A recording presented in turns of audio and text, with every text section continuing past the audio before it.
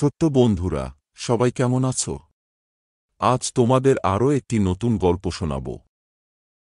অনেক দিন আগের কথা। একটি পিঁপড়ে এবং একটি ফড়িং ভালো বন্ধু ছিল। ফড়িং সারাদিন আরামে কাটাতে এবং তার গিটার বাজাতে পছন্দ করত। পিঁপড়েটি কিন্তু সমস্ত দিন কঠোর পরিশ্রম করত। সে বাগানের সব কোণ থেকে খাবার সংগ্রহ করত, যেখানে ফড়িংটি আরাম করত বা তার গিটার বাজাত বা ঘুমাত। ফড়িংটি প্রতিদিনই পিঁপড়েকে একটি বিরতি নিতে বলত, কিন্তু পিঁপড়ে শুনত না এবং তার কাজ চালিয়ে যেত। শীঘ্রই বর্ষাকাল এল। দিন ও রাত বৃষ্টি আর বৃষ্টি এবং খুব কম প্রাণী বাইরে বেরোত।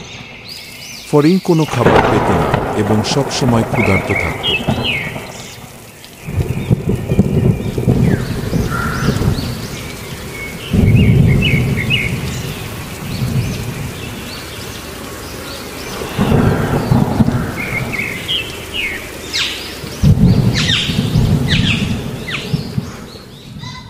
কিন্তু পিঁপড়েটির কাছে সারা বর্ষাকাল নিরুদ্বেগে কাটানোর মতো যথেষ্ট পরিমাণে খাবার সঞ্চিত ছিল।